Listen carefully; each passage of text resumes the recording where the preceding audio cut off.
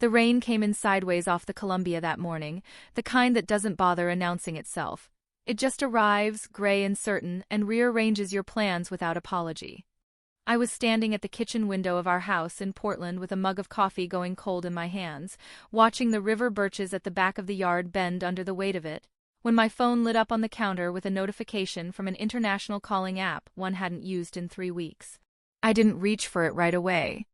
That's the first thing you should know about me, that I have never been a woman who reaches for things in a panic. My grandmother Magnolia used to say I came out of the womb already thinking, already measuring the distance between where I was and where I needed to be before I let anyone see me move. I don't know if that's a compliment or a diagnosis, but it's mine. My name is Presley Caine. I was 34 years old that October, and I had been married to Wade Caine for 6 years, and for 6 years I had been building something quietly, in the spaces between the life he thought he understood completely. I should back up. We met in Sacramento, at a real estate seminar neither of us was supposed to attend. I'd gone because a colleague had dropped out and handed me her badge. Wade had gone because he was the kind of man who read about passive income on weekends and believed, with a conviction that was almost touching, that the gap between where he was and where he wanted to be was one good idea away from closing. He was handsome in a straightforward way, dark hair kept short, jaw that looked like it had been designed by committee to convey reliability. He sold commercial insurance for a regional brokerage and he was good at it, good enough that he'd never felt the particular hunger that lives in people who aren't. He talked a lot at that first dinner about trajectory, about potential, about how the next 5 years were going to look different from the last 5. I listened. I asked questions. I did not tell him about the 3 properties I already owned outright in the Portland metro area, or about the LLC I had structured 2 years earlier, or about the fact that the seminar we were sitting in was teaching concepts I had figured out on my own at 26 by reading every book in the business section of the Multnomah County Library until the spines cracked. I don't know exactly why I didn't tell him. Maybe I was tired of being perceived a certain way before a man had a chance to decide if he liked me first. Maybe I just wanted, for once, to be looked at without the number preceding me. So I let him talk about trajectory. And he was funny, underneath the performance of ambition, genuinely funny in a dry, self-aware way that I didn't expect. By the end of the night I had laughed 3 real laughs, which was more than I'd managed in months. We got married in Napa Valley, at a vineyard that belonged to a business contact of mine who had offered it as a venue as a favor. I told Wade it was a venue I'd found online. He never asked for the invoice. That was the first silence I kept. It wasn't malicious.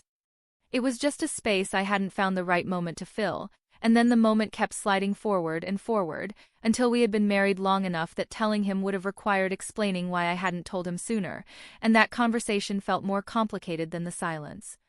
For most of our marriage, the arrangement worked in a way that is easier to describe from the outside than it felt from the inside. Wade earned well. He paid half the household expenses without complaint and seemed to believe that the other half, the mortgage on our Portland house, the utilities, the property taxes, the quiet expensive maintenance that keeps a house like ours from showing its age, was being managed by some combination of my freelance consulting work and what he called my side investments, which he knew existed in the same vague way a person knows there's an ocean on the other side of a map they've never unfolded. My consulting work was real. It was also the smallest fraction of my income. The LLC held 7 properties by the time that October arrived, 4 in Portland, 1 in Tacoma, 1 in a pocket neighborhood in Sacramento I'd found on a foreclosure listing in 2019, and a partial stake in a small commercial building on the edge of southeast Portland that a partner of mine managed day-to-day. The combined value of those holdings sat just above $4.3 million. The monthly income they generated, net of management fees and taxes and reserve accounts, was enough that I had not needed to work in the way most people mean the word work in 4 years. I worked anyway. Because I like it. Because the consulting kept me sharp and connected and gave me a reason to be in rooms where information moved. And because I had always believed quietly in keeping my own floor under myself. Wade knew I had investments. He did not know what they were worth. We had a joint account for household expenses and separate accounts for everything else. This was something I had suggested early, and he had agreed to with the kind of easy confidence men have when they assume the separate account is theirs. He never asked about the balance of mine. That September, I had flown to Tokyo for a 3-week consulting engagement. A mid-sized property development firm that was structuring a partnership with a US-based fund and needed someone who understood both the asset side and the cultural translation. It was the longest I'd been away from Portland in 2 years. Wade drove me to PDX. He carried my bag to the curb, kissed me on the cheek, and said to bring him back something good. I told him I would. In week 2, his text slowed. I noticed it the way you notice a sound stopping, not loudly but in the quality of the silence that replaces it. By the end of week 2, he had stopped initiating contact altogether. When I sent messages, he replied in 2 or 3 words, always with a delay. I kept working. I filed the silence away in the part of my mind where I keep things I'm not ready to act on. On the last Thursday of week 2, a day I remember because I'd worked through lunch and eaten a convenience store onigiri at my hotel desk and thought, absently, that I should call home, I sent Wade a photograph. Nothing significant. The view from the Shinjuku conference room where I'd spent the afternoon, the skyline going amber in the early evening. I sent it with a 1-line caption. Something like, made me think of you, somehow. He read it. I watched the read receipt appear. He didn't reply. I set the phone down and went back to my notes. But I sat with it the way you sit with a sound you can't quite identify, not alarmed, not yet, but attending. The next morning I sent a short message. How are things at home? His reply came 4 hours later. Fine. Busy at work. 5 words. No question returned. No texture. Just the bare minimum that keeps a thread alive without actually pulling it. I thought about that on the train to the client's office. I thought about the particular discipline required to send a message that short to a person you've been married to for 6 years, and what that discipline was in service of. I did not ask him to clarify. I filed the information in the same place as the slowing texts, the delayed replies, the 3-week drift from the man who had once called me from a work trip because he'd found a restaurant that did a version of the pasta I made on Sunday nights and wanted to tell me about it. I kept working. The engagement was good, the kind of work I liked best, where the problem was genuinely complex and the people in the room were genuinely trying to solve it rather than performing the solving of it. I had 3 nights of client dinners that ran past 10 o'clock and left me sharpened and tired in equal measure, the good kind of tired that comes from being fully used. On the Thursday of my 3rd week, at 11:40 at night Tokyo time, which made it early morning in Portland, the notification came through on my phone. Not a call. A message, sent through the app we used for international contact, delivered with the casualness of a man who had rehearsed it until it felt ordinary. I've filed. Papers will be at the house when you get back. I've moved my things to Colton's place for now. I think you already know this wasn't working. I've met someone and we have a son together. His name is Bo. I wanted you to hear it from me. I read it twice.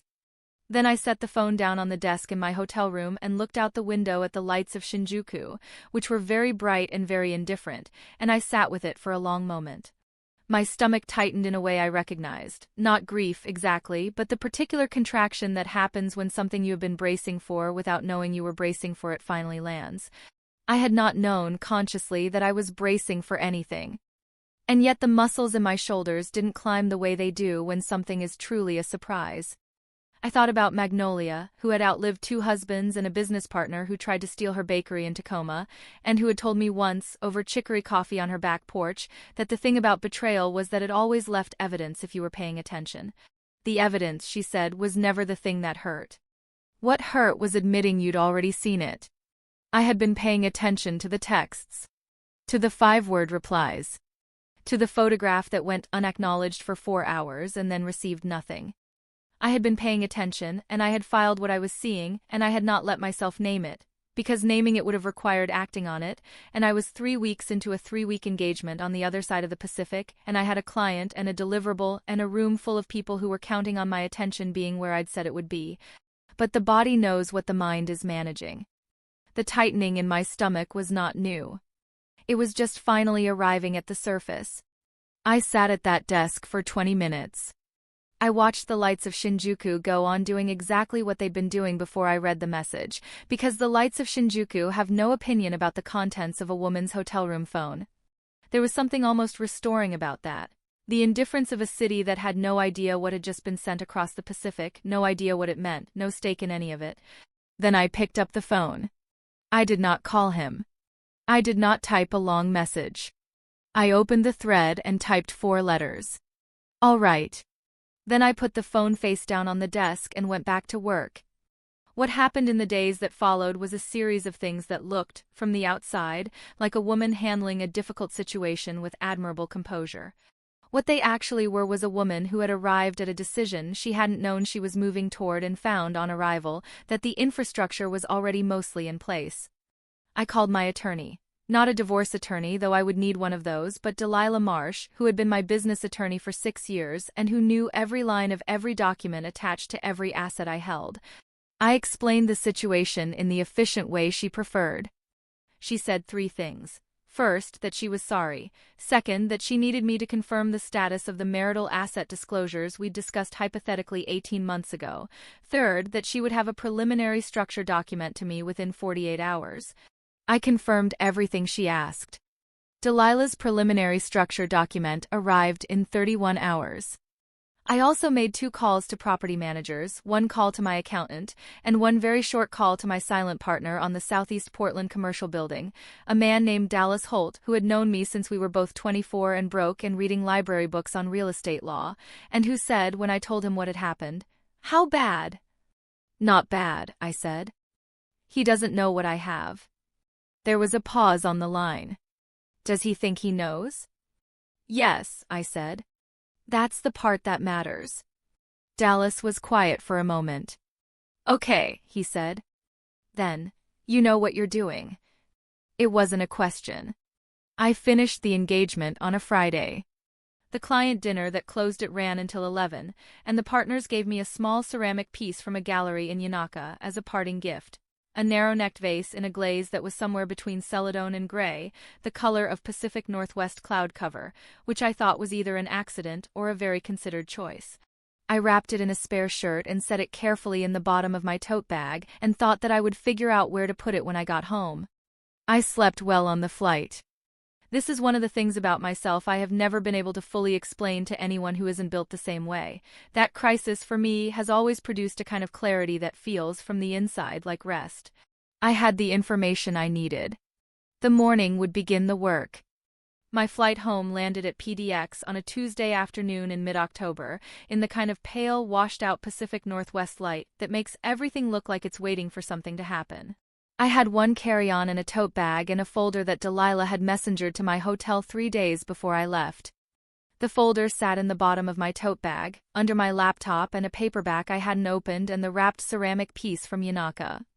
I took the Max from the airport because I'd arranged for my car to stay parked at a lot near the house, and because I wanted the 40 minutes on the train to sit with my thoughts before they became actions. The Max was warm and smelled of wet jackets and coffee, and a woman across the aisle was reading something on a tablet with complete absorption, and outside the windows the city went by in its ordinary Tuesday way. The carts on Hawthorne, the church that had been converted to condos, the old lumber sign that had been there since before either of us was born. I thought about the first apartment I had ever owned. A duplex in the Woodstock neighborhood, bought at 27 with money I had saved across 4 years of working 3 jobs simultaneously while everyone I knew was spending their 20s deciding who they were. The seller's agent had looked at me across the closing table like I had wandered into the wrong room. I had signed every document with my left hand flat on the table and my right hand completely steady. I thought about the night I signed the papers on the Portland house.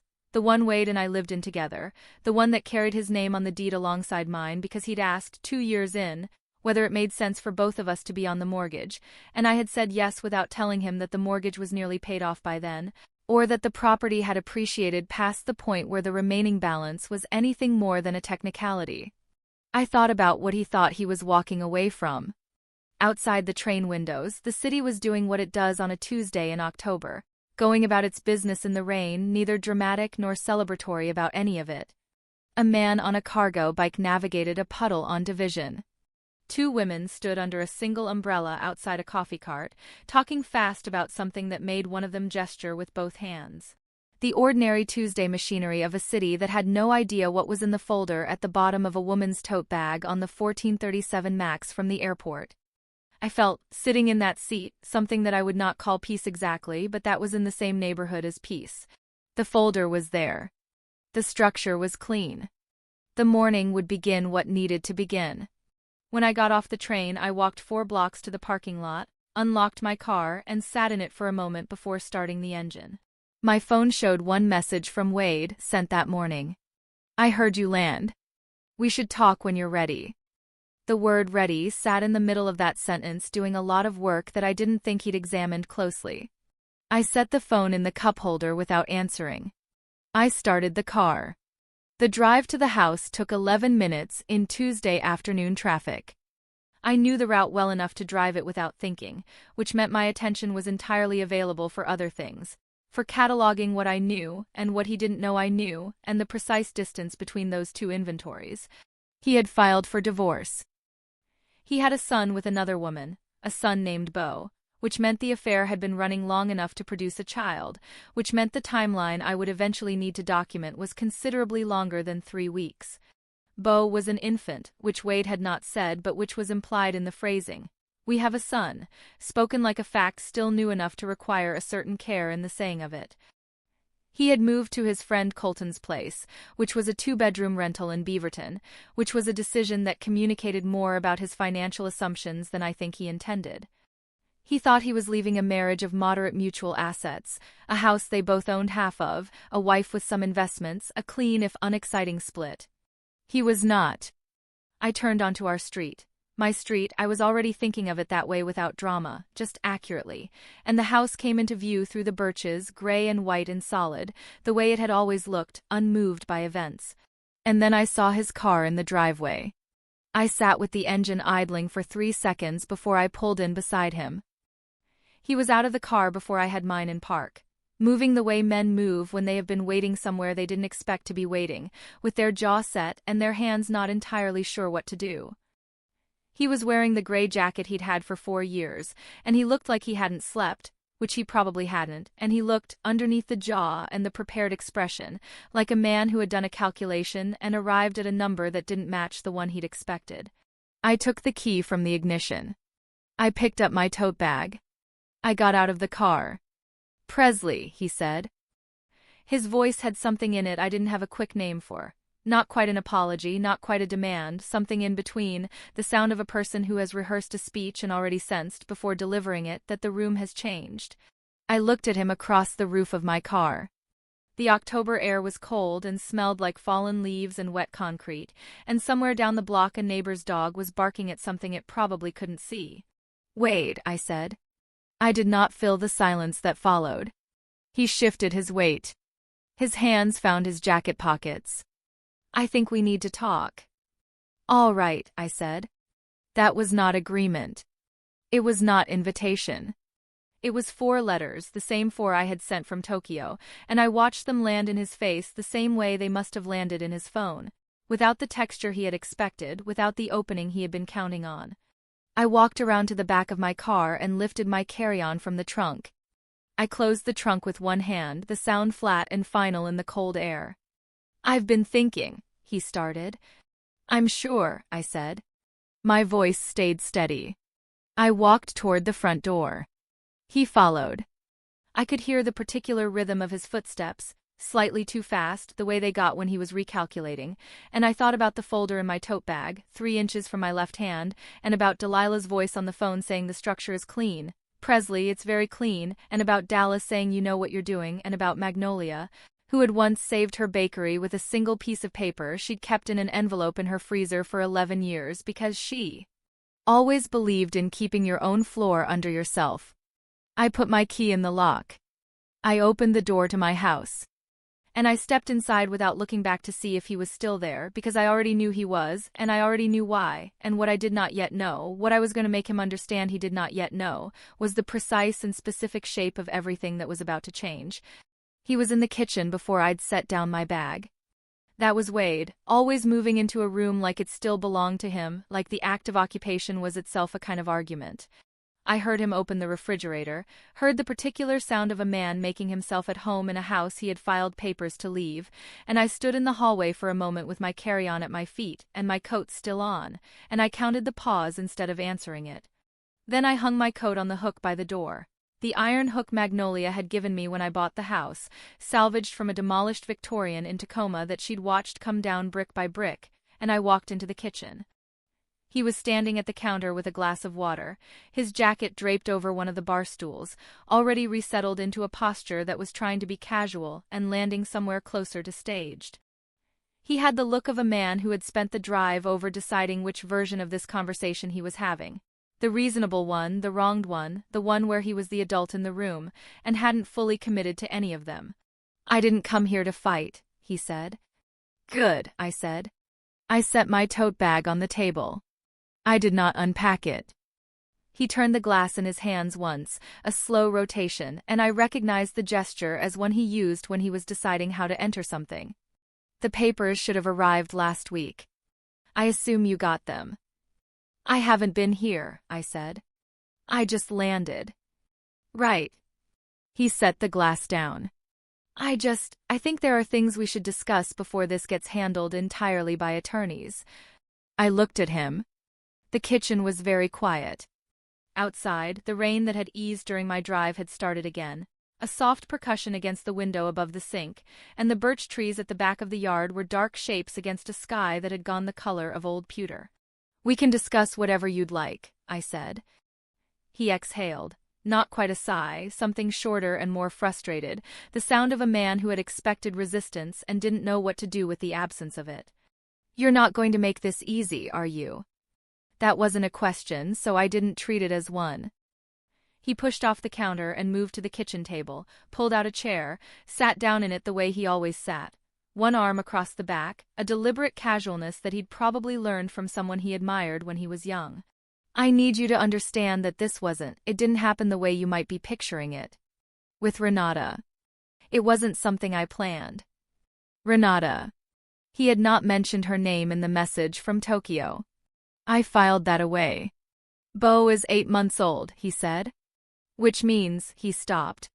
Started again. "I know the math isn't good.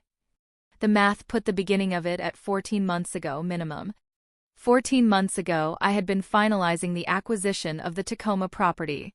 I had been on the phone with Dallas twice a week. I had been cooking dinner in this kitchen, sitting across from this man at this table, and none of that had been visible to him as a life, as evidence of a person. It had just been the background against which his own calculations were running. I sat down across from him. My hands were flat on the table. The folder was 3 feet away in my tote bag and I left it there. "Wade," I said. "What is it you want from this conversation?" He looked at me for a moment like the question was unfair. Then he said, "I want us to be reasonable. About the house. About splitting things. I don't want this to turn into a war." I let that sentence sit in the air between us for a moment. "I don't want this to turn into a war." He'd said it with the measured delivery of a man who had worked out, sometime in the last 3 weeks, that magnanimity was a better opening position than aggression. It landed on me the way a sentence does when you know you are going to remember it later, when the context around it has changed enough that it means something different from what he intended when he said it. Something moved through me that I didn't give a name or a face.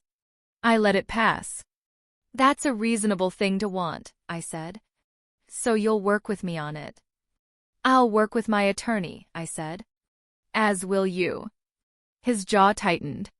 That was the tell he'd always had, the jaw before the words got organized. "Presley. Come on. You know what attorneys do to this kind of thing. They turn a simple division into a..." "The division," I said, "may not be as simple as you're expecting." The room went quiet in a different way. Not the comfortable quiet of a house at rest, but the kind that has a shape to it, a held breath, the moment before something lands. He looked at me. "What does that mean?" I stood up. "It means we should both speak to our attorneys before we speak to each other about assets." I picked up my tote bag from the table. "I'm going to take a shower. I've been traveling for 14 hours. He was still sitting at the table, jaw set, eyes doing the thing they did when he was recalculating and didn't want me to see it. "Presley. I'll make coffee when I come down," I said. "If you want to wait." He looked at me. I watched him work through whatever he'd intended to say next and arrive at the calculation that it wasn't the right moment for it. He sat back slightly. His hand uncurled from around the glass. "Fine," he said. "I'll wait." I left the kitchen without hurrying. He was in the living room when I came back downstairs 40 minutes later, standing at the window with his hands in his pockets, looking out at the wet yard the way men look at things when they are not actually looking at them but using the looking as a way to hold themselves in a neutral position while they wait. He turned when he heard me on the stairs. I went to the kitchen and put the kettle on. He followed. We were doing the old choreography of a shared kitchen without noticing it. Him moving to the far side of the counter while I went to the cabinet, reaching past each other in the space between the island and the stove without having to negotiate it, and there was something in that automatic ease that landed oddly in the room, like a muscle memory from a life that was in the process of ending. I set 2 mugs on the counter. "I need you to understand," he said, "that I'm not walking away from this with nothing." "I haven't suggested you would," I said. "You said the division won't be simple." His voice had a careful quality to it now, the voice he used in negotiations, not aggressive but deliberate, each word measured for the weight it would carry. "That sounds like you're setting up to fight me on what I'm entitled to." "I said the division may not be as simple as you're expecting," I said. "Those aren't the same thing. Help me understand the difference." The kettle was building. I kept my back to him for a moment, taking the coffee from the cabinet, and in that moment I made the decision I had been approaching since I pulled into the driveway. I turned around. "When we married," I said, "we agreed to keep separate investment accounts. You agreed to that. We structured our finances around it from the beginning." "I know how we structured our finances," he said, with an edge that was the first real edge he'd let into his voice since he'd arrived. "Then you know," I said, "that my investments are mine. That was the agreement." "Your investments as they existed when we got married," he said. "Not 6 years of growth inside a marriage. Not assets built during." "My investments," I said, "were structured, documented, and sourced entirely from funds that predated our marriage or were generated within a legal entity that predated our marriage." I kept my voice level. "That's not a position I'm setting up. That's a fact that the documentation will reflect." He was very still. The kettle reached full boil and I poured without looking away from him. "How much?" he said. His voice had changed slightly. The negotiator's deliberateness was still there, but something underneath it had shifted, a frequency I'd heard before in rooms where a number had just been said that changed what the room was about. "What are we actually talking about? What's the total?" "That," I said, "is a question for your attorney and mine." He put both hands flat on the counter. "Presley, I am your husband. I have a right to know what we're dealing with." "You filed for divorce," I said. "That changed what you have a right to know and from whom." His jaw worked. He picked up the mug I'd set out for him, looked at it, set it back down without drinking. "I paid half the bills in this house for 6 years," he said. "Every utility. Every grocery run. Every time the gutters needed cleaning or the fence needed a board replaced or the car needed servicing. 6 years of that. And a court is going to look at that and call it a marital contribution. And I intend to claim my share accordingly." He held that a beat, making sure it landed. "You should know," he said, "that I am not going to walk away from this marriage with nothing while you sit on assets you built inside our marriage without telling me." "I built them before our marriage," I said. "That's what the documentation will show." He moved toward the kitchen doorway. He stopped at the threshold and turned back, and he had his prepared face on now, the insurance salesman's face, the face he wore when he believed he was holding cards worth playing. His voice came out measured and deliberate, the voice of a man delivering the line he drove over to deliver. "We'll see what the documentation shows. We'll let a judge sort through it. And while they're sorting, they're going to ask why a woman with significant assets never disclosed them to her husband, and they're going to draw their own conclusions about that." He let it sit a moment. "I don't want this to turn into a war," he said again. Quieter this time, but with the same careful weight he'd put on it the first time. "But I will if I have to." He left. I heard the front door close. I heard his car back out of the driveway. I stood at the kitchen counter with 2 mugs of coffee going warm and the October rain resuming against the window, and I heard the sentence again. "I don't want this to turn into a war," said twice now, in 2 different registers, and I held both of them and understood the shape of what he thought he was doing. I washed both mugs. I dried them. I put them away. Then I sat at the kitchen table with the tote bag open in front of me, and I reached into it past the laptop and the unread paperback and the wrapped ceramic piece from Yanaka, and I took out the folder Delilah had messengered to my hotel. I set it on the table. I opened it. 6 years is a long time to keep a floor under yourself. Longer still when no one in the house knows the floor is there. I want to be precise about what that folder contained because precision matters in the place where I'm going with this, and because the thing about hidden architecture is that it looks, from the outside, like nothing, like the absence of a wall is just open space, rather than a decision someone made years ago to build the load-bearing structure somewhere the eye doesn't go. The folder held 7 tabbed sections. The first tab was a property summary. All 7 addresses, current assessed values, current mortgage balances, 3 of them 0, the LLC structure that held title on 4 of them, and the personal title documentation on the remaining 3. I had read this document so many times in the past 3 weeks that I knew the numbers by the shape of the digits, but I read it again with the October rain on the window and the house very quiet around me, and I let myself feel the solidity of it, which was different from pride. More like the feeling of pressing your palm against a wall you built yourself and knowing it won't move. The second tab was the LLC operating agreement, established in 2017, 2 years before I met Wade, with Dallas as the second managing member and a structure that had been designed from the beginning to hold assets that predated and would survive any personal legal entanglement. Delilah had drafted it. I had read it 4 times before I signed it. I had never mentioned it to Wade, not because I was hiding it specifically, but because it lived in the same category as the other things I hadn't found a moment to explain, and then the moments kept moving forward and the LLC kept growing, and the gap between what he assumed and what existed kept widening in the quiet way that gaps do when no one is measuring them. The third tab was a timeline Delilah had prepared. Acquisition dates for each property, sourced entirely from funds that preceded the marriage or were generated within the LLC. Clean lines. No commingling. The Portland house was the single asset that carried both our names, and even there the documentation showed clearly that the down payment, 40% paid in cash, had come from a personal account established before our wedding, and that the mortgage payments across the life of the loan had been made from that same premarital account in a pattern that Delilah described, in her precise and unhurried way, as unambiguous. I closed the third tab. I sat with the folder for a moment and thought about the first time I had ever pulled a document out of a file cabinet and understood what I was looking at. I was 22, working my second job, receptionist at a property management company on Powell, weekday afternoons, when the office manager, a compact and unimpressed woman named Sawyer Briggs, had come in from a showing looking like she'd eaten something sour and dropped a manila folder on my desk and said, "File this in the Dunmore box, would you?" I'd opened the folder to separate the papers for filing. Standard lease renewal, standard addendum, and then a third document that I almost filed without reading but didn't because something about the header caught my eye. It was a rent roll. 12 units. A building I walked past every day on my lunch break.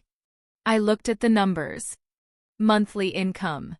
Vacancy rate. Net operating return. I looked at them for a long time. Then I filed the document in the Dunmore box, went back to my desk, and on my lunch break I walked to the library on Hallgate and took out 3 books on real estate investment, which I read in the corners of the Powells on Burnside over the next 2 weeks, and then took out 6 more. I had not grown up around money. My mother cleaned houses in a suburb of Sacramento until her knees gave out, and then she cleaned offices instead because she could sit between buildings. My father had been the kind of person who was always one good idea away from things changing, who spoke about trajectory the way Wade would later speak about it, with a conviction I recognize now as the particular faith of a man who has never had to translate conviction into a spreadsheet.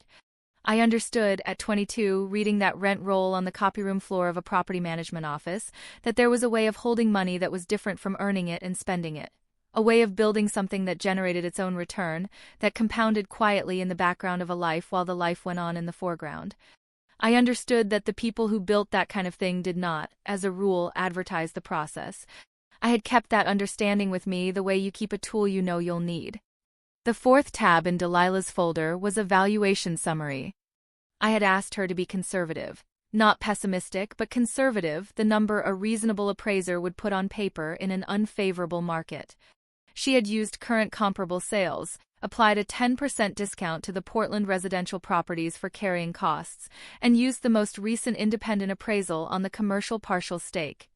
I reached past the third tab and turned to the fourth. The page was formatted the way Delilah formatted everything: clean margins, numbered lines, no decoration.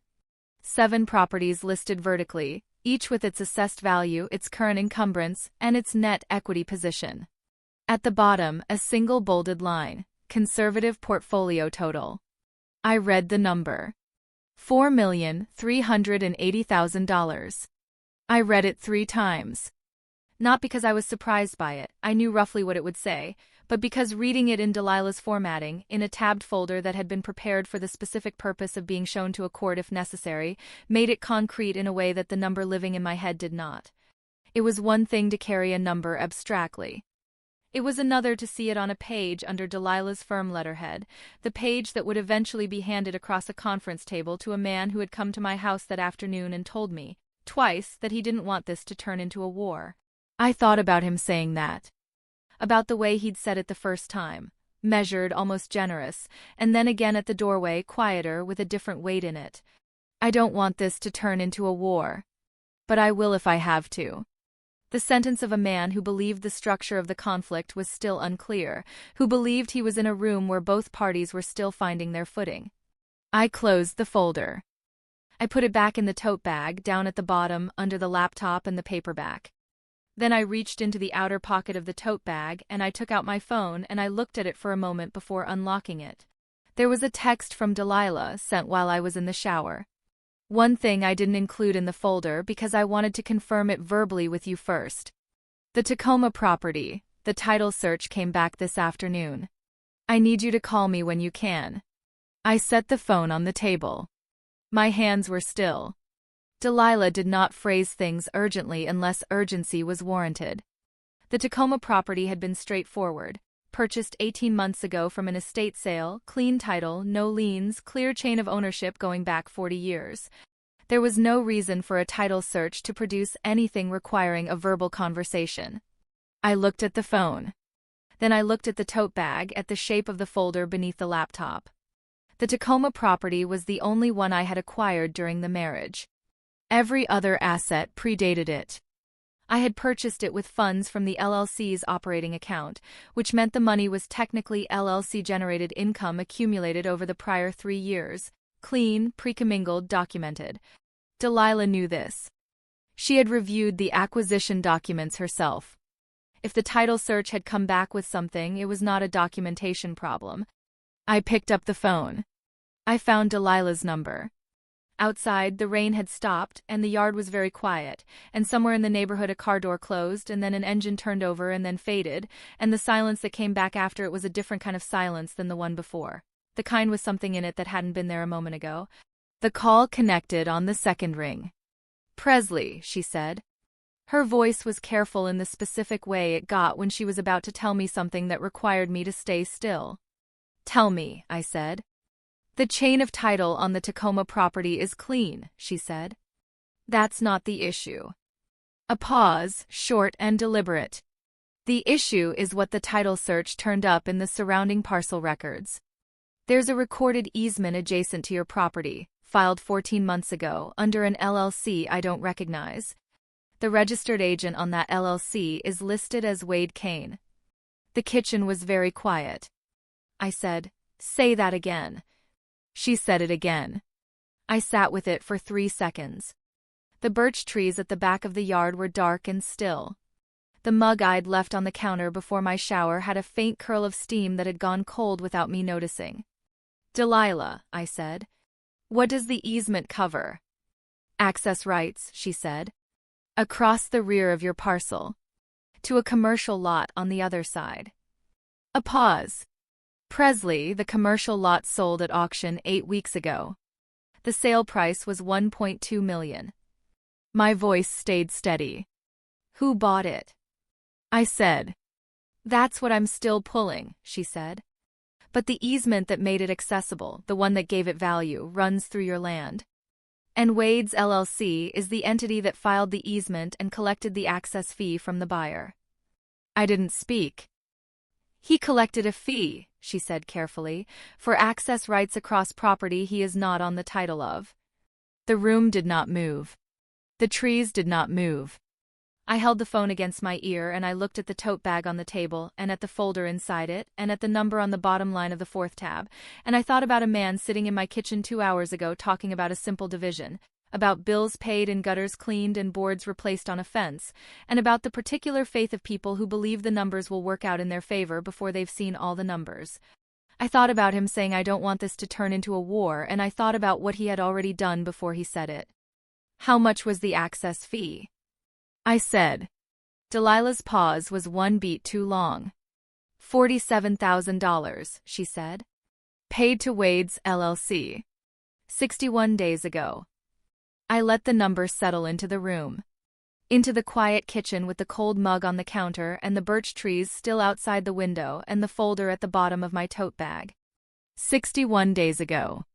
2 months before I came home from Tokyo to find him in my driveway with his jaw set and his prepared speech and his twice-repeated declaration about not wanting a war. I need you to send me everything you have on that easement, I said. Tonight if you can. It'll be in your inbox within the hour, Delilah said. Presley, I want to be clear about something. If this is what it looks like, it's not just a divorce asset question. I know what it is, I said. I want to make sure we're saying the same thing. He filed an easement across my property without my knowledge or consent, I said, collected a fee from a third-party buyer, and did it 2 months before he filed for divorce. I kept my voice even. That's not a misunderstanding about asset division. That's conversion. A pause. Yes, she said. That's the word I was working toward. Get me the documents, I said. I'll call you in the morning. I hung up. I set the phone on the table. I sat in the kitchen for a long moment with my hands flat on the wood and the rain starting again outside, a light insistent sound against the windows, and I did not reach for anything. Not the phone, not the folder, not the mug that had gone cold on the counter. I let the information settle into its proper place, the way you let sediment fall to the bottom of a glass before you decide if the water is clear enough to drink. Then I stood up, washed the mug, turned off the kitchen light, and went to bed. I slept without difficulty. I was at my kitchen table with coffee and Delilah's documents by 7:15. The easement filing was 12 pages. I read it once quickly and once slowly, the way I read everything that matters. The LLC Wade had used was called Cascade Access Partners, registered in Oregon 11 months ago. 7 months after I closed on the Tacoma property and 4 months after he must have understood, through some channel I hadn't yet identified, that the rear parcel on the other side of my land was coming to auction. The registered agent was Wade Caine. The sole managing member was listed as Wade Caine. The easement itself was filed with Delilah's office listed incorrectly as the titleholder's representative, a clerical fraudulence so brazen it had the particular quality of something done quickly, by a man who was counting on no one checking. I read that line twice. I turned to page 2. The authorization block, the section of the filing that required the titleholder or their designated representative to authorize the easement before it could be recorded, carried Delilah's firm name printed in the standard format, and above the signature line was a name I didn't recognize. Not Delilah, not any of the associates I'd met in 6 years of working with her office. Below the name, the printed designation, Authorized Representative, Marsh Legal Group. I set the page flat on the table. I looked at it. Whoever had prepared this filing had not simply used Delilah's firm name. They had created a signature under a name that did not exist in her office and submitted it to a county records office as evidence of authorization for a legal instrument against my property. This was not a clerical error. A clerical error is a transposed digit, a misspelled address. This was a fabricated authorization, filed in a government record, used to execute a commercial transaction worth $47,000. I read through the remaining pages. The legal description of the easement corridor, the access terms, the fee schedule, and then I read the access agreement between Cascade Access Partners and the buyer of the commercial lot. The buyer was a development group out of Tacoma whose acquisition pattern, as I read through the attached comparables Delilah had pulled, suggested they were assembling parcels for a mixed-use project that had been permitted and publicly announced the previous spring. The easement across my rear parcel was not incidental to that project. It was structural. Without it, the commercial lot was landlocked. With it, the lot had road access, and road access was the difference between a parcel worth $400,000 and one worth $1.2 million. Wade had known this. He had found out, from where I would need to discover, that my property held the key to someone else's project, and he had filed an easement as if he had authority over my land, collected $47,000 in access fees from the buyer's group, and done all of it in the 11 months before he sent me a 4-sentence message in Tokyo and called it a divorce. I sat with that for exactly as long as it took me to finish my coffee. Then I picked up my phone and I called Wade. He answered on the third ring, his voice carrying the particular alertness of a man who had not slept well and had been waiting for the call. "Presley," he said. "I need you to come to the house," I said. "This morning." "Alone?" A pause. "Is this about this morning, Wade?" He arrived at 9:47. I heard his car in the drive and I stayed at the kitchen table. I did not go to the door. I heard him try the handle, find it unlocked, and come through the entryway with the particular hesitation of a man who no longer knows if he's a guest. He appeared in the kitchen doorway in yesterday's jacket, his hair not quite right, a coffee cup from a drive-thru in his hand like a prop he'd grabbed to give himself something to do with his hands. I had the 12-page easement filing on the table in front of me. I had not arranged it for effect. It was simply there because that was where I'd been reading it. He saw it. Something moved through his face that was fast and then controlled. "Sit down," I said. He sat. For a moment neither of us spoke. The rain had eased overnight and the morning was gray and still, the birch trees at the back of the yard holding their wet leaves like they were waiting for permission to let go. "Cascade Access Partners," I said. His hand tightened around the coffee cup. "Just slightly." "Where did you get that?" "A title search," I said. "On my property." "It's a business venture," he said. "It has nothing to do with Wade." I turned the easement filing to face him and pushed it across the table. Page 3. The title holder representative field. He looked at it. He didn't pick it up. "That's a clerical error," he said. "It lists Delilah Marsh's office as having authorized the filing," I said. "She didn't. She had no knowledge of it." "That's not a clerical error. That's a fraudulent representation to a county records office." He set the coffee cup down. "You're making this into something it isn't." "Tell me what it is," I said. He leaned back in the chair, that deliberate, backward lean that was his version of collecting himself. "I found out about the commercial lot last year. I did some research and I realized that the access issue was going to be a problem for whoever bought it. I thought I saw an opportunity. I was going to tell you. You were going to tell me." "Yes." "You formed an LLC," I said, "filed an easement across land you have no ownership interest in, represented to a county office that my attorney had authorized the filing, collected $47,000 from a development group, and you were going to tell me." "I was going to cut you in," he snapped. "That was always the plan, to bring you in once the deal closed, once I knew it was going to work. I didn't want to get your hopes up if it fell through." I let the silence sit for a moment. Outside, a car moved slowly down the wet street, its tires making a sound like tearing paper. "Wade," I said. "You filed for divorce 61 days after that payment cleared." His jaw tightened. "That's a coincidence. Is it?" The thing with Renata had been building for. "I'm not asking about Renata," I said. "I'm asking about the $47,000 that went into an LLC you own, generated by access rights across land I own, that you collected without my knowledge and never disclosed." He stood up. It was abrupt. The chair scraped back, he was on his feet, and there was something in the movement that was half anger and half the particular panic of a man who has walked into a room expecting to manage a situation and found the room already managed without him. "You want to talk about disclosure?" he said, and his voice climbed in a way it rarely did, losing the careful modulation he usually kept on it. You want to sit there and lecture me about disclosure? You've been hiding assets from me for 6 years, Presley. 6 years. You think I don't know? I looked at him. What assets? I said. Do you believe I've been hiding? The properties, he said. The LLC. Dallas. Whatever you and Dallas have been running together that you've never once sat down and explained to me like I was your husband and not some stranger you were renting a room from. I have separate investments, I said. Which we agreed to when we married. You have separate investments. This has always been the arrangement. The arrangement, he said, and his voice had an edge in it now, sharp and aggrieved. You want to call it an arrangement. We were supposed to be building something together. You were supposed to be my partner. Instead, I'm finding out from a property assessor's newsletter that there are addresses in Portland linked to a company I've never heard of, and when I try to ask you about it, you deflect for 6 months until I stop asking. I thought about that. About the property assessor's newsletter.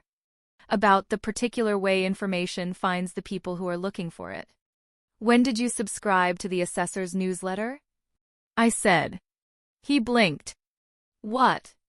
The newsletter where you found the addresses. When did you subscribe? He stopped. I don't see what that has to do with. It has to do with timeline, I said. I'm interested in when you started researching my assets and why. The kitchen was very quiet. His hands were at his sides and his jaw was doing the thing it did, working slightly, and I watched him move through several versions of what he wanted to say before he landed on the one he delivered. You made me feel like a tenant, he said, in my own marriage. You made me feel like everything was yours and I was just... He stopped. Started again, his voice dropping to something with a different quality in it, something rawer and less rehearsed. I found out about the Tacoma property the same month Renata told me she was pregnant. And I sat with that information and I thought, she's been building something for herself this whole time. Something I'm not part of. And it felt like a wall I'd been walking toward in the dark for 6 years and had finally walked into. I didn't speak. He looked at me across the kitchen table. So yeah, I found a way to use the easement. I told myself I was just taking what should have been mine anyway. What would have been mine if you'd actually let me into your life instead of managing me from a distance? What should have been yours, I said. Yes. You took $47,000 from land I own, I said, because you felt excluded. I took an opportunity, he said, that you didn't even know existed. I knew it existed, I said. The room stopped. He looked at me. Something in his face shifted, a small, careful movement, like a man who has just heard a sound in a dark room and isn't sure yet what made it. What? He said. I knew the commercial lot was going to auction, I said. I knew the access issue. I knew what the easement was worth. His face was very still now. The development group that bought the lot, I said, contacted Delilah's office 14 months ago to ask about access rights. She told them the matter was under consideration. She told me about it the same week. You knew, he said. His voice had gone flat. You knew and you didn't. I was deciding, I said, how to structure the access agreement in a way that maximized the value for my estate. He sat back down. Slowly. Like something had left his legs. You were going to do it yourself, he said. Yes. And then I filed an easement as an unauthorized party, I said, collected a fee that belongs to me, and created a legal instrument that may have compromised the title position of my property. I kept my voice level. That's not an opportunity you found, Wade. That's a problem you created. He looked at the easement filing on the table between us. He looked at it the way you look at a document when you are understanding for the first time what it actually says. What are you going to do? He said. I reached across the table and I turned the easement filing back to face me. I straightened the pages with one hand. I set it squarely in front of me. My attorney, I said, will be in touch with yours. Presley. This conversation, I said, is the last one we have without counsel present. He stood up again. This time the movement was slower, heavier, the movement of a man who has run a calculation and not liked the result. He picked up his coffee cup from the table. He looked at me, and when he spoke again his voice had changed entirely. Gone from the raw edge of a moment ago to something harder and more deliberate, a man putting his prepared position back on because the unprepared one had not served him. You should know, he said, that I have documentation of my own. Contributions to this household. Years of it. I paid half the bills in this house for 6 years, and I can prove it, and any court is going to look at that and call it a marital contribution, and I intend to claim my share accordingly. I looked at him. And you should know, he said, that I am not going to walk away from this marriage with nothing while you sit on $4 million of assets you built inside our marriage without telling me. I held his gaze. I did not look away, and I did not look down at the papers in front of me, and I did not reach for anything. I built them before our marriage, I said. That's what the documentation will show. He moved toward the kitchen doorway. He stopped at the threshold and turned back, and he had his prepared face on now, the insurance salesman's face, the face he wore when he believed he was holding cards worth playing. We'll see what the documentation shows, he said. We'll let a judge sort through it. And while they're sorting, they're going to ask why a woman with $4 million in assets never disclosed them to her husband, and they're going to draw their own conclusions about that. He held that a beat. You think you've got everything figured out, he said. You always have. That's the thing about you, Presley. You think because you can see 10 moves ahead, you win. But I've been watching you play that game for 6 years, and I know something you don't. I waited. He looked at me from the doorway with the coffee cup in his hand, and the October morning gray behind him through the entryway window, and he said it like he'd been saving it, like it was the thing he'd driven over to say all along.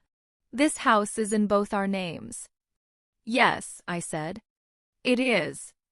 He waited for more. I didn't give him more. I let him stand in the doorway with his coffee cup and his prepared face and his exit line, and I watched him realize that I had received it and filed it and was not going to flinch or qualify or explain myself in response to it. He left. I heard the front door close. I heard his car back out of the driveway. I sat at the kitchen table with the easement filing in front of me and the October morning going on outside without comment, and I thought about what he'd said and what he didn't know he'd said inside it. This house is in both our names. He had said it as a threat. He had said it the way a man says a thing when he believes it is the last card in a hand he's losing, the one card he's been holding back, the one that changes the count. He had watched me sit across the table from him and absorb everything he'd thrown and stay level, and he had decided that the house was the fulcrum, the weight-bearing point, the thing I wouldn't be able to hold steady against. He was right that his name was on the deed. He was wrong about what that meant. I called Delilah at 10:20. He came, I said. How did it go? He knows I know about the easement, I said. He's going to claim marital contribution to the household and use it as a basis for an interest claim on the house. I paused. He said, his words, I don't want this to turn into a war. But I will if I have to. A short pause. He said it like that? Twice, I said. The first time measured. The second time on his way out the door. Delilah made a sound that was not quite a laugh. All right. That's useful. It tells us what he thinks his strongest position is. A beat. I have something I need to walk you through. Can you come in this afternoon? 2 o'clock, I said. I'll have everything ready. Delilah's office was in the Pearl District, on the 4th floor of a building that had been a warehouse in a previous life and still had the bones of it. The wide windows, the exposed brick, the ceilings high enough that the room felt like it had more air than it needed. She had been in that office for 11 years and she had never changed the furniture, which was old and dark and comfortable in the way that things are comfortable when they were bought to last. She was at her desk when I arrived, 2 manila folders open in front of her and a yellow legal pad covered in her compact, vertical handwriting. She looked up when I came in, gestured to the chair across from her desk, and said, "Close the door." I closed the door. I sat down. The afternoon light through the warehouse windows was pale and flat, the kind of Pacific Northwest light that makes everything look like it's being considered carefully before being decided. Through the glass, the city was doing what it does on a Wednesday in October, going on about its business, neither dramatic nor celebratory, the ordinary machinery of a place that has no stake in anyone's particular crisis. She turned the legal pad to face me. At the top, in her handwriting, Cascade Access Partners, exposure map. I want to start with the easement, she said, because it's the most time-sensitive piece. She reached into the left manila folder and took out a document, 3 pages stapled with a county records header, and she unfolded it slowly and laid it flat on the desk between us, turning it so I could read it right side up. This is the original easement filing. Page 2, look at the authorization block. I looked. Delilah's firm name. A signature line that carried a name I didn't recognize, not Delilah, not any of her associates, above the printed text. Authorized Representative, Marsh Legal Group. That signature, I said. Is not anyone from my office, she said. I've had my paralegal go through every document we've touched in the last 2 years. No one authorized this. No one signed this. Which means whoever prepared this filing forged the authorization. She tapped the page once with one finger. That's not a civil matter, Presley. That's a crime. I held that information steadily. What are the exposure points for him? I said. Forgery of a legal authorization. Fraudulent filing with a county records office. Conversion of proceeds, the $47,000, from an unauthorized commercial transaction involving property he has no legal interest in. She paused. And depending on what we find when we trace the Cascade Access Partners operating account, potentially wire fraud, if any of the communications or transfers cross state lines. The development group is based in Tacoma, I said. Washington State, she said. Yes. We looked at each other. I'm not interested in driving this toward criminal prosecution, I said. That's not the point of this. I know, she said. But you should understand the exposure, because his attorney is going to understand it the moment they see these documents, and it changes the negotiation considerably. Show me the rest, I said. She reached into the right manila folder and took out a second document, thicker 8 or 9 pages, held with a binder clip, and unfolded it carefully and laid it flat on the desk beside the first. This came in this morning. It's the operating account records for Cascade Access Partners. I requested them through the registered agent disclosure process. It's public record once you know the LLC exists. She turned the pages to the third sheet, found the line she wanted, and turned the document so the highlighted section faced me. Look at the transaction history. I looked. The $47,000 incoming transfer was there, dated 63 days ago, listed as access fee, commercial parcel agreement. Below it, 2 outgoing transfers. The first for $12,000 to an account ending in numbers I didn't recognize. The second for $31,000 dated 58 days ago, 5 days after the first transfer cleared, to a joint account at a credit union whose routing number I recognized immediately because it was the same routing number as our household account. Our household account. The joint one. The one Wade and I had used for 6 years to pay the mortgage and the utilities and the property taxes and the ordinary maintenance of a shared life. $31,000 moved from an LLC he had funded with proceeds from my land into the account that carried both our names. I looked at it for a long moment. He commingled it, I said. Into the marital account, Delilah said. Yes. He put stolen proceeds into the joint account. Which is, she said carefully, a significant complication for any argument he intends to make about marital contributions, because his counsel is going to have to disclose that account in discovery, and when they do, the source of those funds becomes part of the record. I sat back in the chair. He told me this morning he has documentation of his contributions to the household, I said. 6 years of bill payments. He's planning to use it as a marital interest claim against the house. He can document that, Delilah said. And some of it may hold. But the moment his counsel runs the joint account in Discovery and finds $31,000 sourced from an unauthorized transaction against your property, she didn't finish the sentence. She didn't need to. His own evidence buries him, I said. His own evidence, she said, creates a very uncomfortable question about where his household contributions actually came from. I thought about Wade at the kitchen table that morning, the insurance salesman's face, the prepared position. The way he'd said I paid half the bills in this house for 6 years and I can prove it. The particular confidence of a man who believes the documents support him before he's checked what the documents actually say. There's one more thing, Delilah said. She reached back into the left folder and took out a single page, just one, printed on plain paper, not a legal document, and handed it across the desk to me directly this time, rather than laying it flat. I took it and looked at it. It was a property assessment notice. The Tacoma parcel. Dated 4 months ago. Addressed to Cascade Access Partners, care of a P.O. box in Beaverton.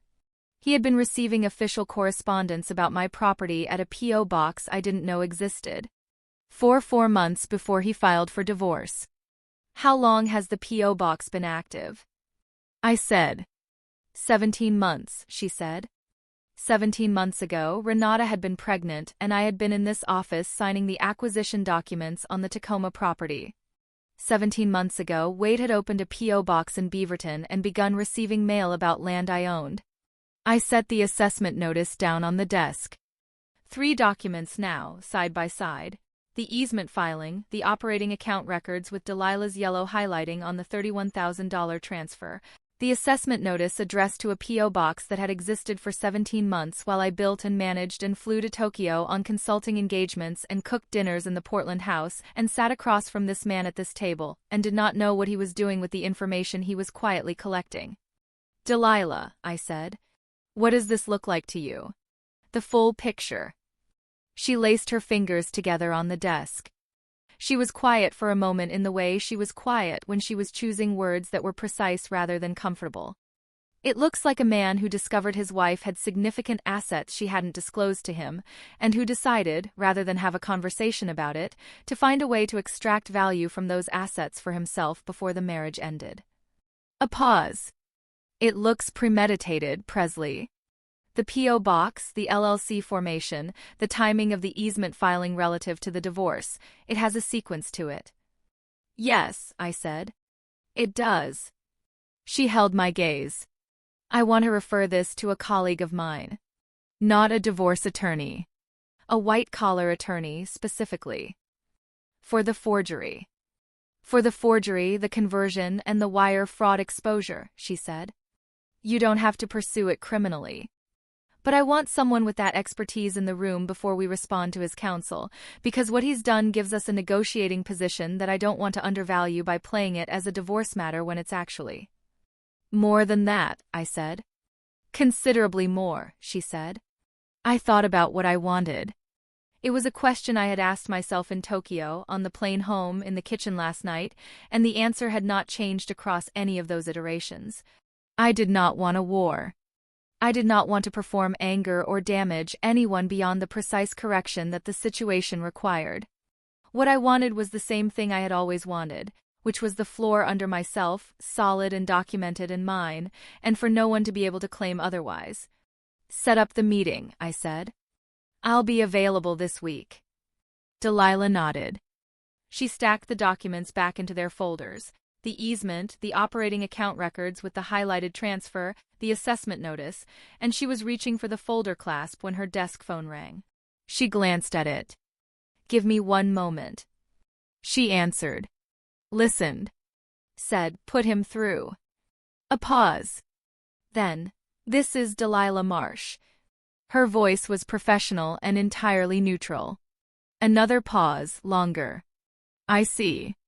Yes. A pause. No, that's fine. Send it to my office email and I'll review it today. A pause. Thank you. She hung up. She looked at me. That was the title company that handled the commercial lot sale in Tacoma, she said. The development group's counsel reached out to them last week because they're doing due diligence on their own acquisition. They want to make sure their access rights are clean before they break ground. She was very still. The title company went back to look at the easement authorization, found the irregularity, and contacted the county records office. A pause. The county records office has referred the filing to their fraud unit. The room was very quiet. They moved faster than I expected, Delilah said. Yes, I said. His attorney is going to find out, she said. Probably within 24 hours. Possibly sooner if Wade has already been in contact with the development group's people. Then we move today, I said. Delilah was already reaching for her phone. I drove back to the house in the flat afternoon light, the folder on the passenger seat, and I thought about sequence. About the 17 months of a P.O. box in Beaverton. About $31,000 moved into an account that carried both our names, sourced from land that carried only mine. About the county fraud unit and the development group's counsel and the title company and all the mechanisms that Wade had set in motion with the easement filing, none of which he had intended to set in motion, all of which were now running on their own logic toward their own conclusions regardless of what either of us wanted. He had wanted to take something.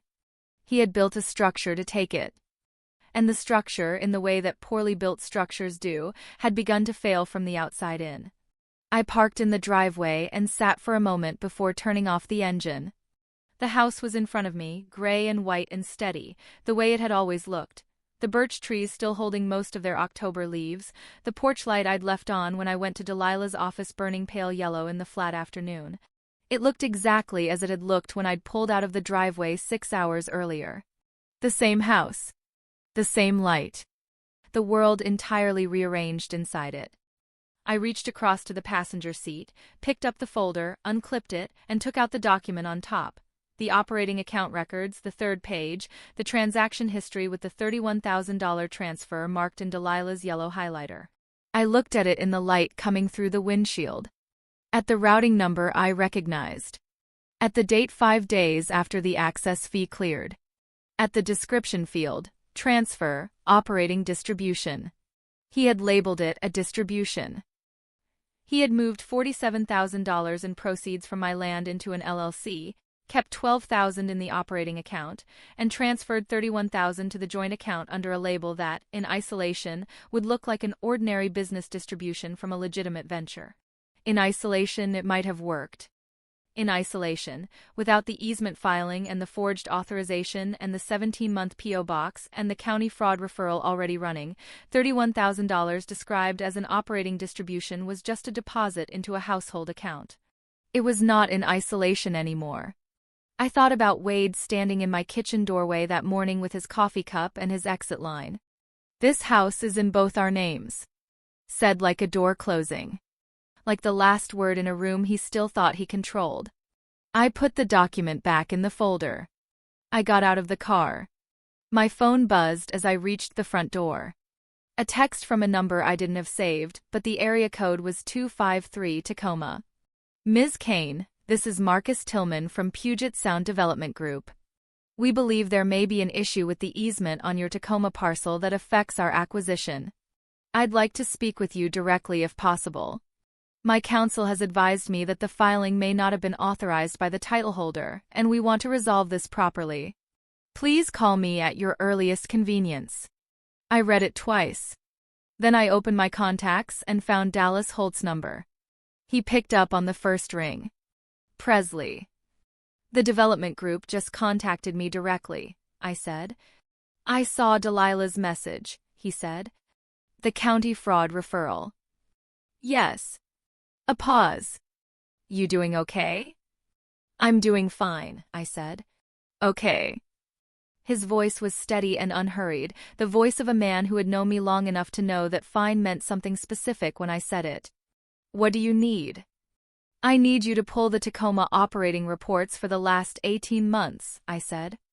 "Everything that establishes my sole management and sole receipt of income from that property since acquisition." "Already pulling them," he said. I had a feeling. "Dallas."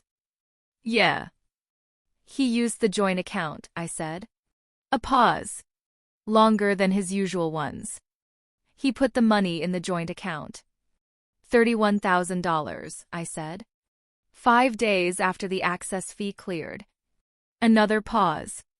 Presley, he said, with a quality in his voice that was not quite disbelief and not quite admiration but somewhere in between, that man handed you the case. He did, I said. What are you going to do about the development group? I'm going to call Marcus Tillman, I said, and I'm going to tell him that I am the sole authorized title holder of the Tacoma parcel, that I am aware of the irregularity in the easement filing, and that my attorney will be in contact with his counsel today to discuss a properly structured access agreement. And the access fee? Will be addressed in those discussions, I said. The $47,000 belongs to me. How it gets recovered is a legal question. But the access rights are real and the development group's project is legitimate, and there's no reason they should suffer for what he did. Dallas was quiet for a moment. You're going to make a deal with them. I'm going to make a fair deal with them, I said. On my terms. With my attorney at the table. And Wade? I put my key in the front door lock. I turned it. The door swung open into the quiet house, and the hallway was the same as it always was. The iron hook with my coat from this morning, the light from the kitchen window at the end, the particular smell of a house that has been yours long enough to know you. Wade, I said, is going to receive a letter from Delilah's office before end of business today. And when his attorney explains to him what that letter contains and what the county fraud unit referral means and what the joint account transaction history looks like in discovery, he is going to understand something. What's that? Dallas said. I stepped inside. That this house is in both our names, I said, and what's in the joint account is evidence. The letter went out at 4:58 p.m. I know because Delilah texted me the timestamp, her version of a closing bell. I was in the living room with a cup of tea and the 3 documents laid out on the coffee table in front of me. The easement filing, the operating account records, the assessment notice, when the text came through. The last of the afternoon light was leaving the room at a low angle through the birch trees, catching the edges of the pages and making the yellow highlighting on the transfer line glow faintly. I did not feel triumph. That is not the right word for what I felt. It was quieter than that and more settled, the feeling of a thing that has been in the wrong position for a long time being moved back to where it should have been, and the structure around it adjusting to accommodate the correction. I sat with the documents until the tea cooled. Then I stacked them back into the folder in the order Delilah had given them to me. Easement filing on top, operating account records in the middle, assessment notice at the back. Closed the folder and set it on the shelf beside the front door where I kept things that needed to go somewhere the next morning. Then I made dinner. Pasta with what I had in the refrigerator, which was not much after 3 weeks away, but enough. Olive oil, garlic, a can of San Marzanos I'd bought before I left for Tokyo. I ate at the kitchen table with the window dark behind me and the birch trees invisible in the yard and the house very quiet around me, and I thought about the ceramic piece from Yanaka still wrapped in the bottom of my tote bag and where I was going to put it. The windowsill above the kitchen sink, I thought. It was the right color for that light. My phone rang at 6:12. The number was Wade's. I let it ring 4 times and go to voicemail. He did not leave a message. 3 minutes later it rang again, same number, the same silence when it went to voicemail. On the 3rd call at 6:19 I picked up. Presley. His voice had changed entirely from the morning. The insurance salesman's face was gone. What was underneath it, without the preparation, was something younger and considerably less certain. The voice of a man who has been sitting with information for several hours and has not found a way to make it add up to anything he wanted. My attorney just called me. I assumed she would, I said. The county, he stopped. There's a fraud referral. Yes. Presley, I need you to understand that I did not intend. Wade, I said. Don't talk to me about what you intended. Talk to your attorney about what you intended. That is what she is for. A long pause. His breathing was audible on the line, slightly unsteady, the sound of a man who has understood something he should have understood much earlier and is now working out what that means for everything he thought he knew. I heard him shift, a chair or a couch, the sound of someone resettling in a room that has become uncomfortable. The joint account, he said. They're going to. Yes, I said. They are. Another pause. How much do you have, Presley? His voice was very quiet now, stripped of the layers he usually kept on it. The ease, the salesmanship, the trajectory confidence that had been present in every version of himself I'd seen in the last 2 days. What was left was just a voice, uncertain and exposed. What does it actually add up to? I looked at the shelf by the front door where I'd put the folder. I could see the edge of it from where I was sitting in the kitchen, the manila corner visible above the basket where I kept the mail. More than you thought, I said. He was quiet. I let him be quiet. You knew, he said finally. About the commercial lot. About the easement. You knew the whole time. I knew, I said. When? He said. How long have you known? The last light was gone from the living room windows now. The city's ambient glow was taking over, the particular quality of Portland at night in October, soft and orange at the edges, the birch trees lit from below by the street lamp at the corner, their remaining leaves looking like something arranged rather than grown. Everything unfolded exactly as planned, I said. He didn't call again that night. I sat with the 3 documents on the coffee table until the room was fully dark, and then I put them away, and I went to bed, and in the morning I took the wrapped ceramic piece from Yanaka out of my tote bag and unwrapped it at the kitchen sink and set it on the windowsill, where the marine layer light caught the celadon gray glaze in a way that was, in fact, exactly right. Delilah's white-collar colleague was a man named Sawyer Okafor, who had an office 2 floors above hers in the same Pearl District building, and the particular unhurried energy of a person who has seen most things and found most of them less alarming than the people bringing them to him. He wore wire-framed glasses and kept a legal pad in front of him at all times, and his office smelled of old paper and coffee, and there was a window behind his desk that looked northwest over the rooftops toward where the Willamette made its bend, the river a flat pewter line in the October distance. When I walked him through the full sequence, the P.O. box opened 17 months ago, the LLC formation, the forged authorization on the easement, the operating account transfers, the joint account deposit, the county fraud referral already running. He made notes without interrupting and without any visible change in expression until I finished. Then he set his pen down and looked at me over his glasses.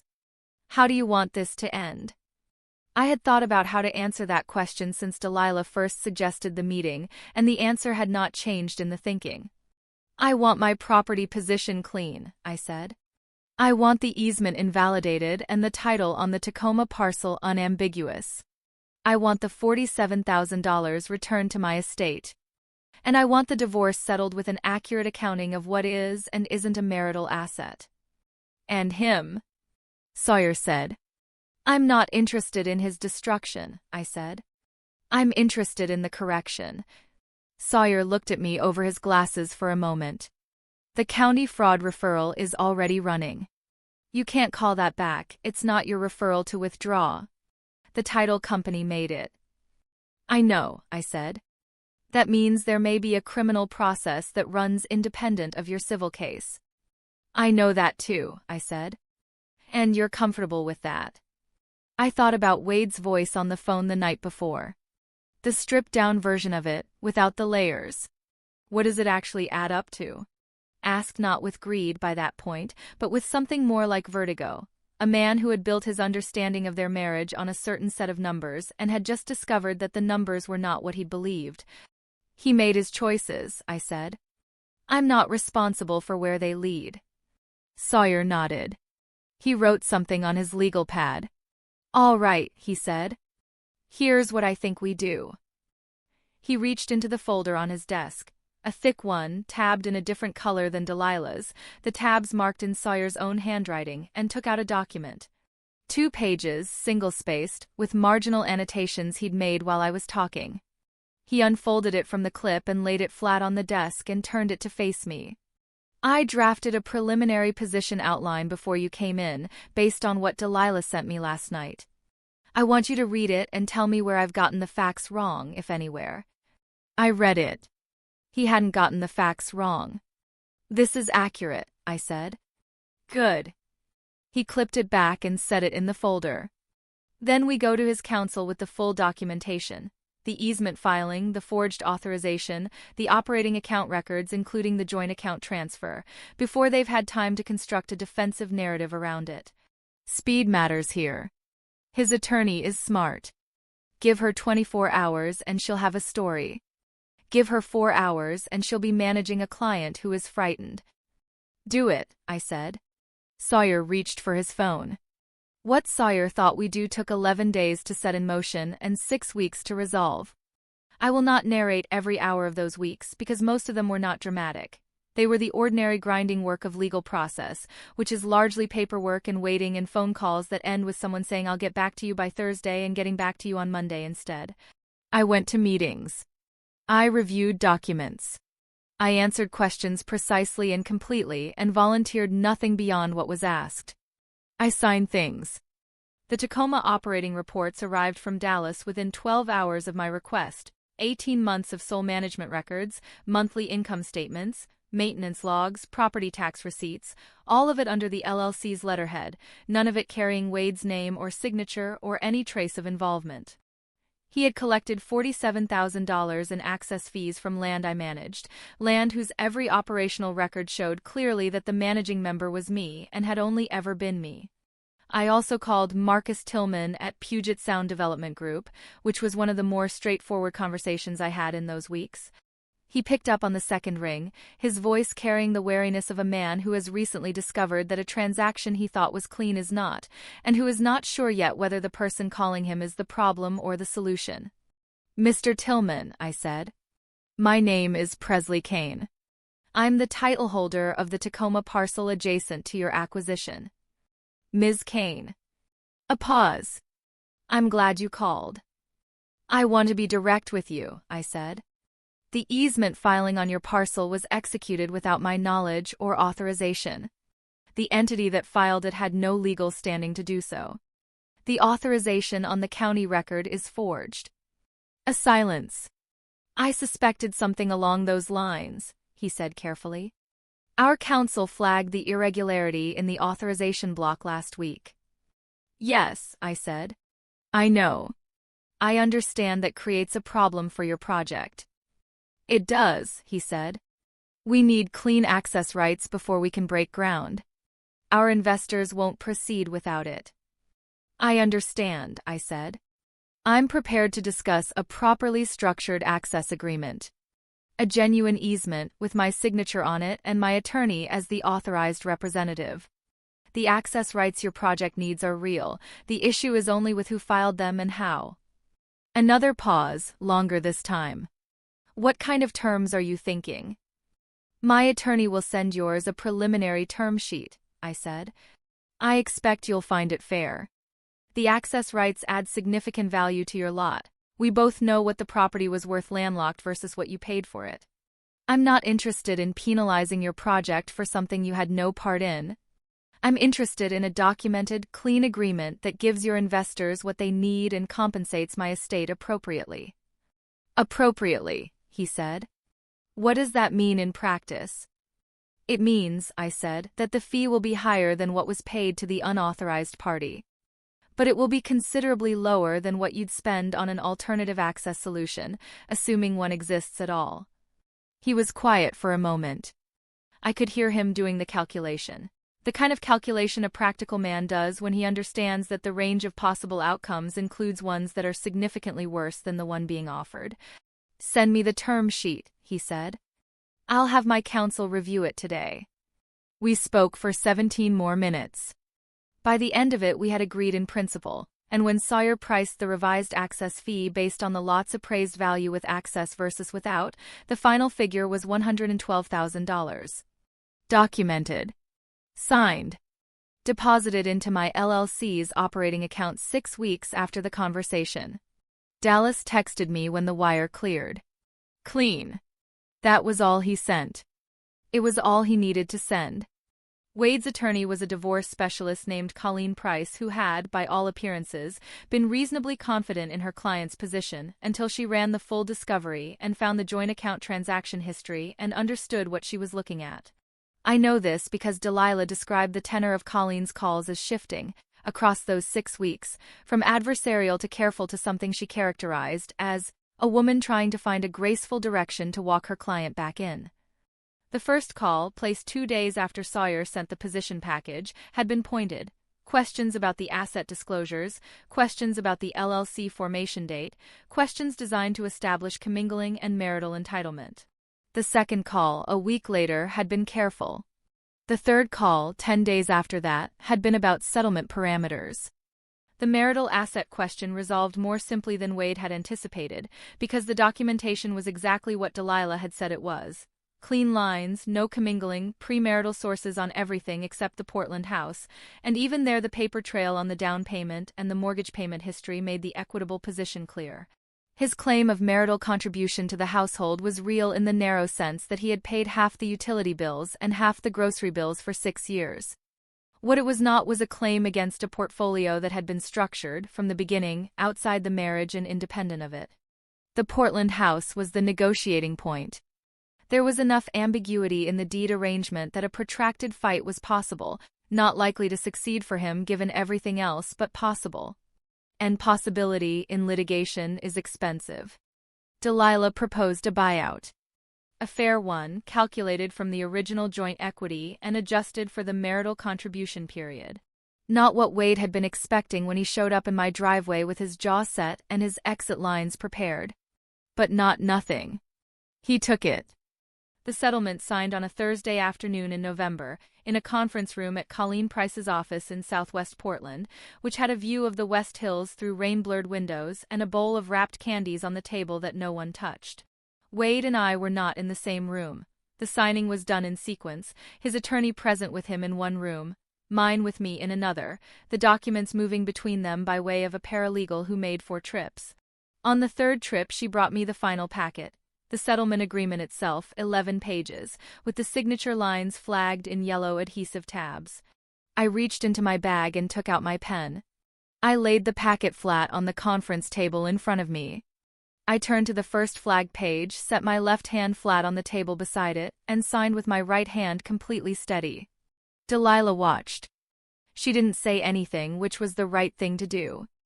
When I finished the last signature and set the pen down, she gathered the pages into a neat stack and passed them back to the paralegal, and the paralegal made her 4th trip, and that was that. Delilah walked out with me to the elevator and said, "How are you feeling?" "Clear," I said. She nodded. That was enough for her. On the fraud referral, the county records office completed their review and referred the matter to the district attorney's office, which reviewed the forged authorization and the operating account records and the timeline and made their own determination. I was not part of that process. I provided documents when asked and answered questions when subpoenaed and otherwise let the mechanism run on its own logic, which is what mechanisms do when you build them correctly and then step back.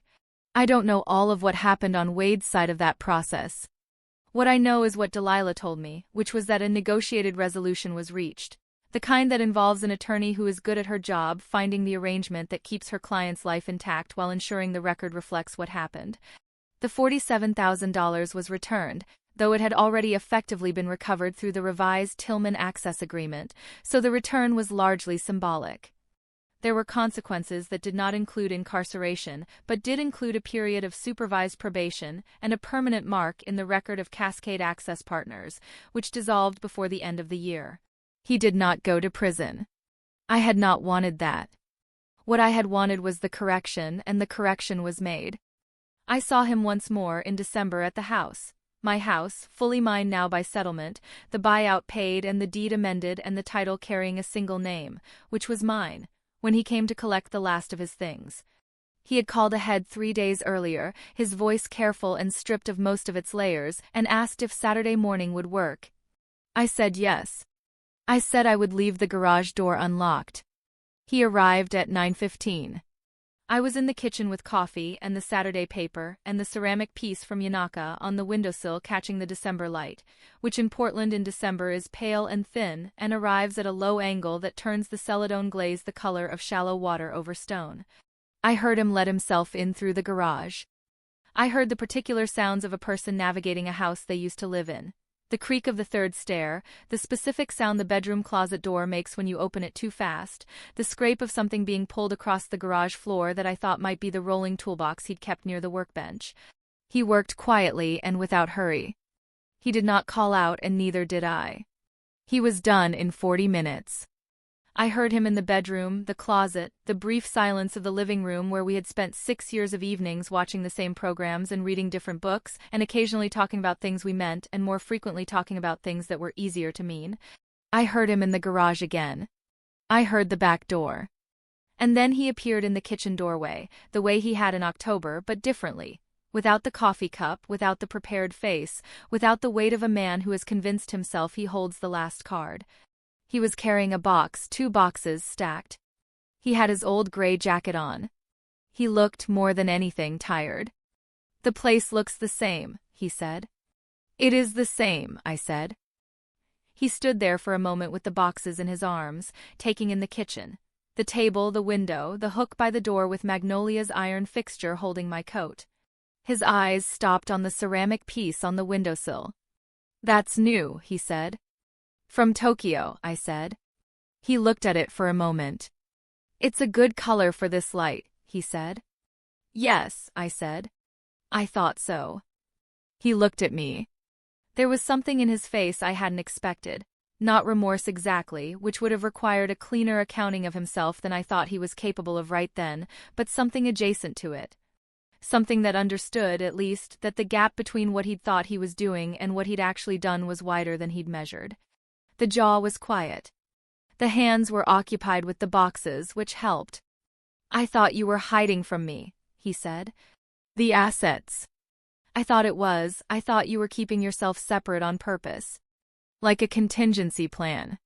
Like I was something you weren't sure you wanted to keep." I looked at him for a moment. The December kitchen was gray and quiet. Outside the window the birch trees were bare now, stripped to their essential architecture. The white trunks, the angular branching, the structure that had been there all along underneath the leaves. "I was keeping myself intact," I said. "That's not the same thing." He was quiet. "I should have explained it better," I said. "Earlier. What I had and why I'd built it the way I built it. I wasn't performing this. It was simply true. That's the part I'd do differently." He looked at me for a long moment. Would it have changed anything? I thought about that honestly. About the 2 of us at that Sacramento seminar, and the 3 laughs, and the drive to Napa in the rented convertible. About the morning we signed the papers on the Portland house, and he'd been so genuinely pleased that I'd almost told him everything, almost opened the whole architecture and said, "Here's what exists, here's what I built, here's the floor." About all the subsequent mornings when I decided the moment wasn't right and deferred it forward, and about the ways that deferral had shaped the room between us into something neither of us had intended. "I don't know," I said. "I think you wanted something from this marriage that I didn't know I wasn't giving you. And I think I wanted something from it that you didn't know you weren't giving me.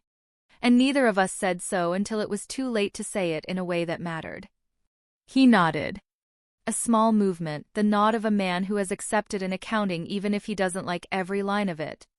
"For what it's worth," he said, "I knew, even when I was doing it, the easement, the LLC, I knew it was wrong.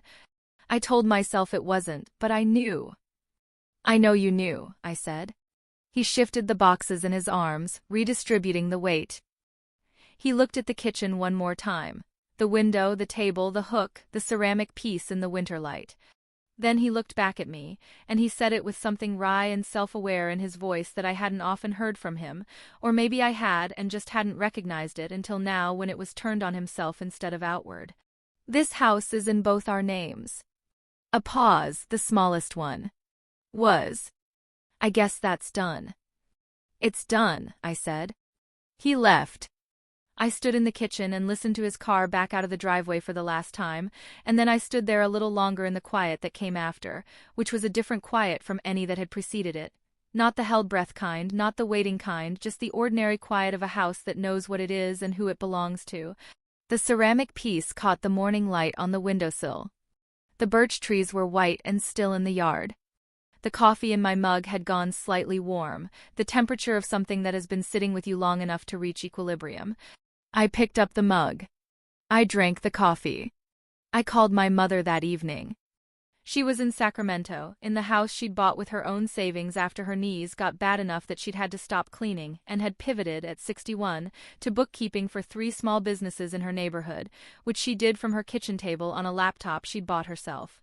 She worked mornings and took her afternoons for herself, which was the first time in my memory that her afternoons had been hers. I told her the broad shape of what had happened.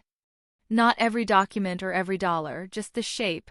The marriage, the filing, the easement, the settlement, the Thursday in November in the conference room in Southwest Portland. She was quiet for a moment after I finished. Then she said, "Did you handle it?" "Yes," I said. "Good," she said. "Come visit soon." I told her I would.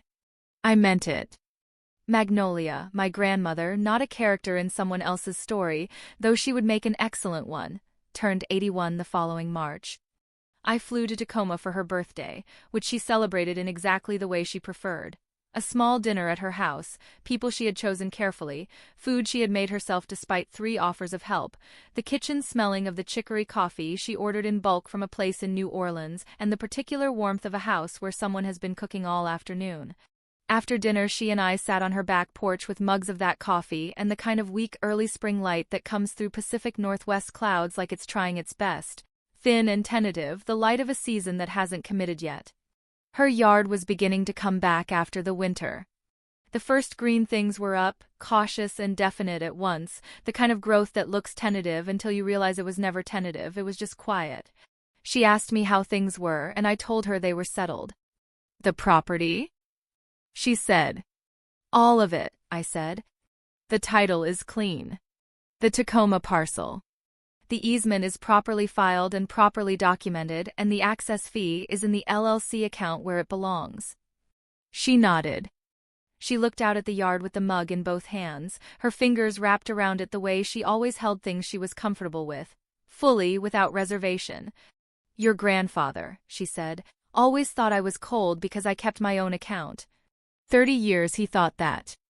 Thought it meant I was preparing for something. Thought it meant I didn't trust the marriage." "What did you tell him?" I said. "I told him the account wasn't about him," she said. "It was about me. And that the 2 things weren't the same, and he was going to have to decide if he could tell the difference." "Could he?" I said. She smiled, the particular smile of a woman who has had enough time to find the right distance from things. "Eventually," she said. But it took him a while to understand that a woman who builds a floor under herself isn't afraid of falling. She just knows what falling costs. I held that. The early spring light shifted slightly, a thinning in the clouds, and for a moment the yard was brighter. The cautious green things more visible, the white of the fence more definite, the whole space briefly clarified. "You knew," she said. "It wasn't a question." "I knew," I said.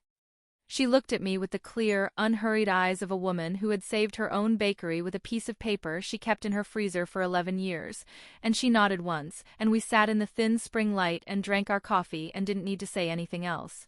There are 3 things I carried out of that year that I want to name, because naming them is the only honest way to close a story like this one. First, keeping your floor under yourself is not the same as keeping yourself from someone. I confused those 2 things for 6 years, and that confusion cost something real. Not the assets, not the legal position, but the possibility of a partnership I may have closed off before it had a chance to exist. I don't know if it would have. But I know I didn't give it the opening it needed. Second, a person who is willing to take from you will always find a way to tell themselves they're owed it. That story, the story of the thing they were owed, will feel real to them. It will have its own internal logic and its own grievance and its own moral justification. Understanding that doesn't make what they did acceptable. It just means you don't have to carry their story as if it were yours. Third, the floor holds. That's the whole point of it. You build it so that when everything else shifts, and things shift, they always shift, there is something beneath you that was built by your own hands and cannot be argued away or filed against or transferred without your signature. You build it not because you're afraid of falling, but because you know what falling costs, and you decided a long time ago that you were worth the construction. The birch trees are bare and then they aren't. The rain comes in sideways off the Columbia and then it stops. The house is mine. This story is a work of fiction, inspired by real emotional truths many families carry. If this reminded you of something you've carried in your own family, a trust broken quietly, a floor you had to build alone, a moment where you chose steady over loud, tell me where you're watching from, and subscribe for the next one.